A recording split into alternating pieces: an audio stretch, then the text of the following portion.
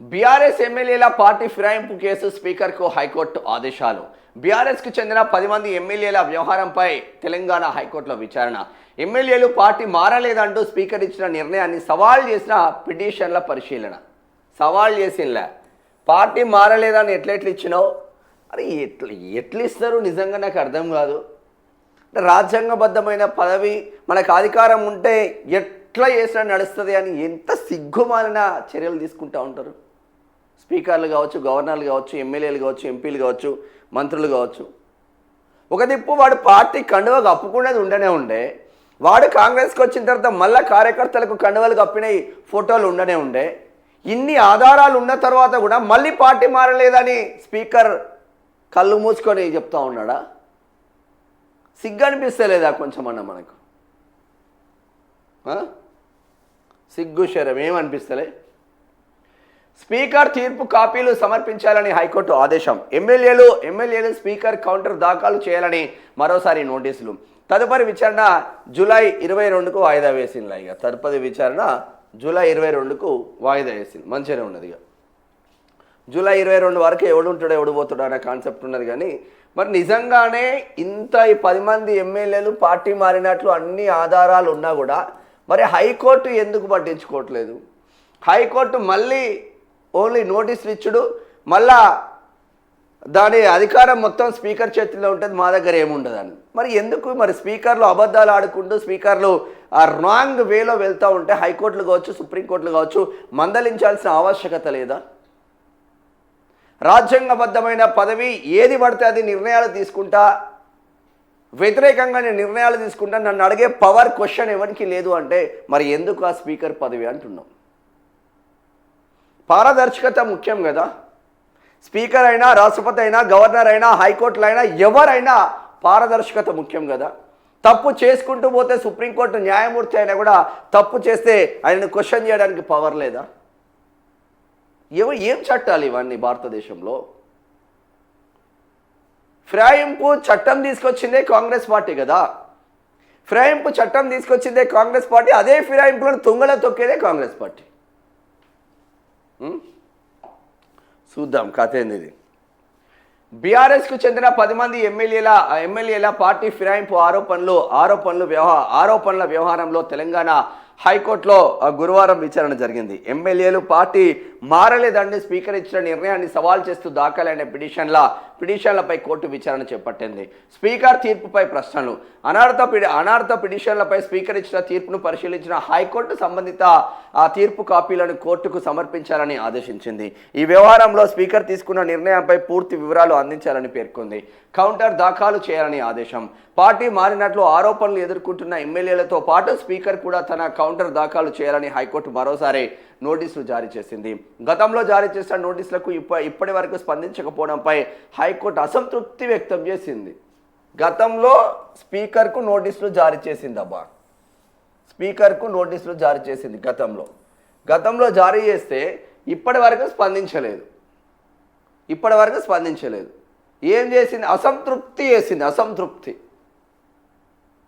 మళ్ళీ స్పందించకపోతే ఇంకో సంవత్సరం తర్వాత స్పందించకపోతే అసంతృప్తి చేస్తుంది. ఇంకో సంవత్సరం అయితే 5 సంవత్సరాలు ఎమ్మెల్యే పదవి అయిపోతుంది. ఇక నువ్వు డిసిషన్ తీసుకుంటే ఎంత, తీసుకోకపోతే ఎంత. వేములవాడ ఎమ్మెల్యే చెన్నమనేని రమేష్ ఉండగా జర్మనీ పౌరసత్వంతో ఆది సీనన్న కొట్లాడిందిగా ప్రజెంట్ ప్రభుత్వ విప్ ఎమ్మెల్యే.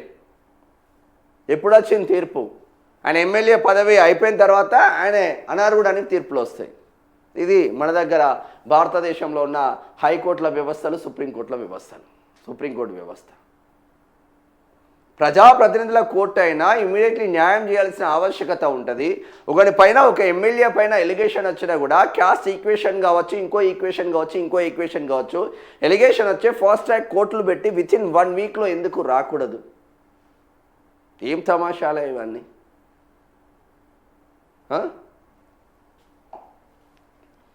ఇక జూలై 22కు తదుపరి విచారణ. ఇక విచారణ అనంతరం కేసును వాయిదా వేసిన హైకోర్టు తదుపరి విచారణ జూలై 22కు నిర్ణయించింది. ఈలోపు సంబంధిత పక్షాల తమ వాదనలు కౌంటర్లు సమర్పించాలని ఆదేశించింది. ఏం సమర్పిస్తారు ఇప్పుడు? ఇక ఇక్కడ బీఆర్ఎస్ వర్గాల నుంచేమో పార్టీ మారినట్లు ప్రతి ఒక్కరికి చిన్న పిల్లగాడిని అడిగితే చెప్తారు, రాజకీయం పైన కొంచెం అవగాహన ఉన్న పిల్లగాని.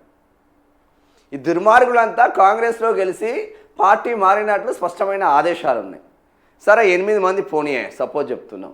ఈ ఖైరతాబాద్ ఎమ్మెల్యే దానం నాగేందర్ బీఆర్ఎస్ పార్టీలో ఎమ్మెల్యే గెలిచి కిషన్ రెడ్డి గెలవడం కోసం ఇదే కాంగ్రెస్తో కుమ్మక్కై కాంగ్రెస్లో జాయిన్ అయ్యి కాంగ్రెస్ బీఫామ్ మీద ఎంపీగా గెలిచిండు కదా, ఆయన కూడా పార్టీ మారినట్లు ఆధారాలు లేవా స్పీకర్ సాబ్?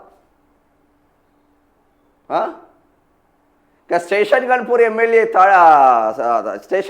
ఎమ్మెల్యే ఆయన కడియం శ్రీహారి తన కూతురు కోసం వరంగల్ పార్లమెంట్ స్థానంలో ఉన్న నియోజకవర్గాలన్నీ కాంగ్రెస్కు ప్రచారం చేసిండ్రు, కండువాలు కప్పిండు. ఆయన స్పీకర్ మారినట్లు లేవా సార్ ఆధారాలు? ఇక్కడ షేవెల్ల ఎమ్మెల్యే కాళ యాదయ్య ఆయన కండువాలు కప్పుకొని కార్యకర్తలకు కండువాలు కప్పే వీడియోలు మా ప్రజా వాయిస్లు ఉన్నాయి, V6లు ఉన్నాయి, NTVలు ఉన్నాయి, అన్నిట్లో ఉన్నాయి. ఆయన పార్టీ మారినట్లు లేవా సార్ ఆధారాలు?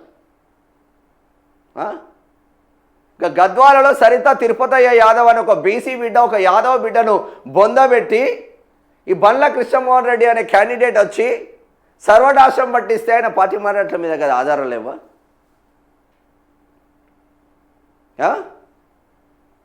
ఇక్కడ షేర్లింగంపల్లి ఎమ్మెల్యే అరకపూడి గాంధీ ఆయన కబ్జాలు పెట్టుకున్న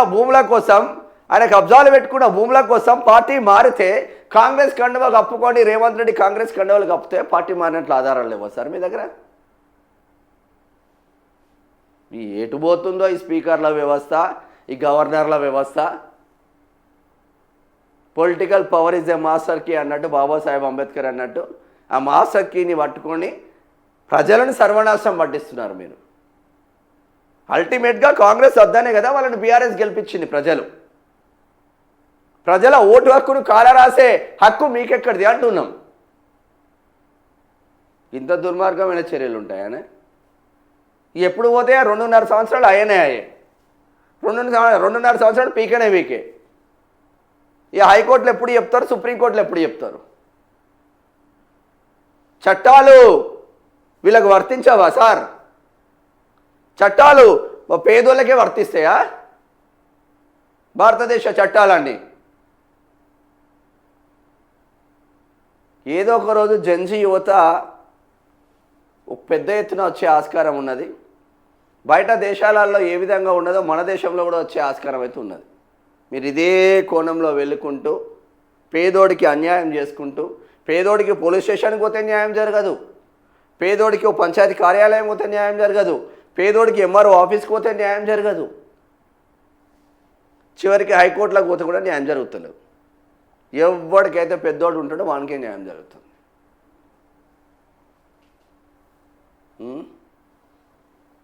ఇది ఎంత మంచిగా ఉన్నారు చూడు.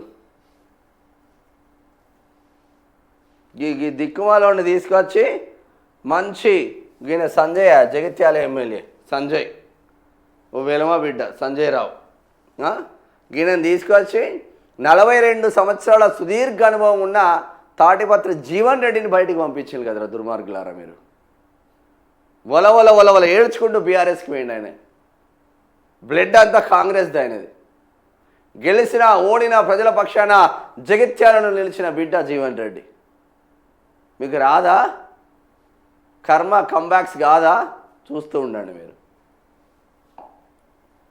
దుర్మార్గమైన వ్యవస్థలో ఉంది. ఇక ఈయనైతే ఇక సిగ్గు తప్పినోడు కదా ఏదో అయినట్టు ఒక స్పీకర్గా పనిచేసేవాడు ఎవడన్నా పార్టీ మారుతాడు? పోచారం శ్రీనివాసరెడ్డి స్పీకర్గా పనిచేసినోడు, శాసన మండలి చైర్మన్ గుత్తా సుఖేందర్ రెడ్డి సిగ్గు తప్పి పార్టీలు మారేళ్ళు. ఆ చైర్ ఎందుకు ఇక మీరు పీకడానికి మీరు ఆ చైర్లో కూర్చున్నది? స్పీకర్గా పనిచేసేవాడు కూడా పార్టీ మారితే ఎందుకు అంటున్నాం? ఇంకా స్పీకర్ శాసన మండలి చైర్మనే పార్టీ మారి అలా కొడుకు అమిత్ రెడ్డికి విజయ డైరీ చైర్మన్ చేసిండు. మంచిగా ఉందిరా భాయ్ మీ పనే. ఏ పార్టీ అధికారంలోకి వస్తే ఆ పార్టీలో తుపుక్కుమైన షేరుడు అధికారం మీ చేతులు ఉండు. ఎవడేం బీకుతాడు? పేద ప్రజలు అట్లనే ఉండాలి మీకు. చి చి చి చి చి చి చి చి. ఆ? ఇక ఈయనే అరకపూడి గాంధీ, ఈయన షేర్లింగంపల్లి ఎమ్మెల్యే ఆంధ్ర క్యాండిడేటు. ఈయన టీడీపీలో గెలిచిండు, టీడీపీ నుంచి టీఆర్ఎస్కి వేయండు, టీఆర్ఎస్ వై బీఆర్ఎస్ అయింది, బీఆర్ఎస్ వై కాంగ్రెస్ అయింది. రేపు ఇక పొరపాటున బీజేపీ గెలిచినా ఇంకో పార్టీ గెలిచినా మళ్ళా ఈ నీళ్ళకి కూడా వస్తాడు. చెప్పు షీపుర్ల బట్టి కొట్టుటోడు లేక ఈ వ్యవస్థ నడుస్తుంది. ఇక అసలైన కార్యకర్త దగ్గరికి పోదాం. మాకు ఎంత బాధ అనిపిస్తుందంటే నిన్నటి నుంచి మొయినాబాద్ మండలం ఆగమవుతుంది మొత్తం. అసలైన కార్యకర్త దగ్గరికి పోదాం.